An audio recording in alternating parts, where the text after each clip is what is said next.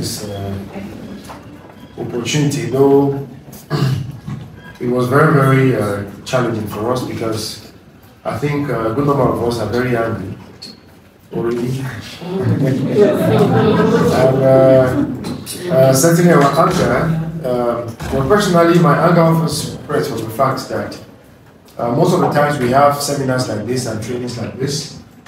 By the time some of us get into those kind of positions, because certainly we seated here, in the next 10, 20 years, we are going to be in the shoes of the same people we get to criticize. Yeah. Yeah.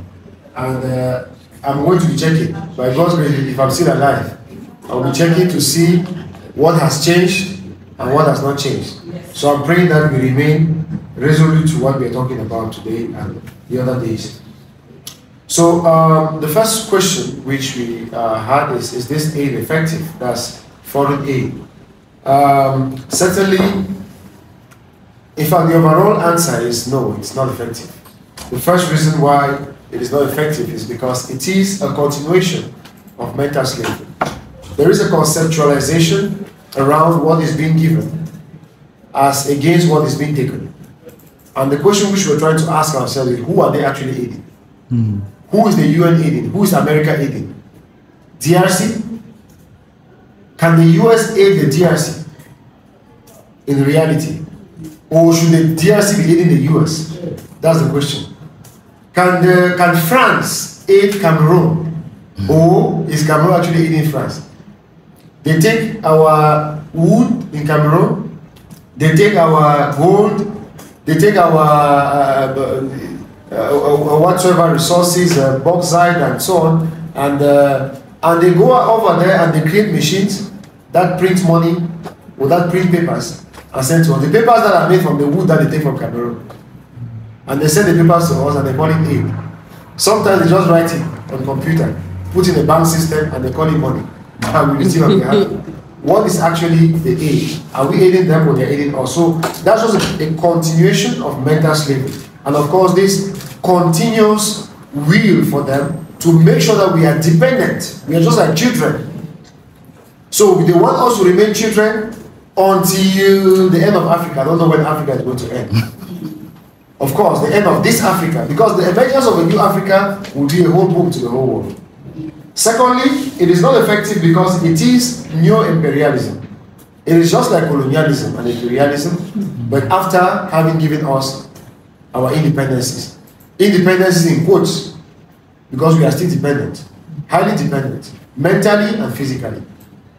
Number three, the conditions attached to this aid are not often, favorable. So generally, they give money with conditions. It's just like a man giving money to a woman. Of course, because he needs something from the woman. So it's kind of a trade by barter. Now, whenever they give us aid, it's not actually aid. It's just business, in simple terms. And they often give us conditions which sometimes go ahead to destroy the populations. They have given those conditions in Sierra Leone, in Cameroon, in the DRC, in Uganda, and almost every African country. I'll say almost every, because not all African countries are like that. The Maghrebs are not like that, at least. The next, such aids get to fuel conflict a lot. They will give maybe money to the Tutsis, and it becomes a conflict between Tutsis and Hutus. Like in the days of Habyarimana, they will give money to the government. Of course, the government was largely headed by the Hutus. And you know what happened to the Tutsis? And it happens over and over and over. Ethnic conflict never existed. If not for AIDS, we don't have ethnic conflicts, at least to some extent. Number five, generally there are hidden agendas behind this, and they often pass even through agencies like the UN, and even through the African Union, to do espionage upon Africans through those aids. They send their people to come and work, and sometimes they enter into security issues and give arms to groups that are not supposed to have the arms, and so on, just to stabilize the DRC, for example. Next, generally, this actually perpetuate conflict. Of course, because even those in government, they get to use it as a means to enrich themselves. The UN will come. We had the situation, we talked about the situation last time, when they give money to the UN. The UN comes and meets the government, and they create the project. They give the money to the government, and the government gives them back part of the money. and it's just playing in between them, and at the end of the day, the roads which the aid are supposed to build, the roads are not being built. The population, displaced populations, IDPs and so on, who are supposed to be helped, they are not being helped. Where does the money end? It ends in buying expensive cars, bulletproof land cruisers, it ends in building houses, and even some politicians having hospitals abroad in France and Geneva and so on. A politician who cannot even treat himself in his own country is through aid. Next, aid is not compatible, of course, with the African context. It is generally a top-bottom kind of something. Because they sit in the US and they feel that Africans are going through this kind of stress. And then they send money to solve that particular, some of the problems which they have, the ones causing. Like in case of health problems. We have a case of HIV. Have you heard about HIV in the US? Of research? No. In France? No. Only African HIV. When we do the research here, just to see, they are saying that HIV started with chimpanzees in Africa.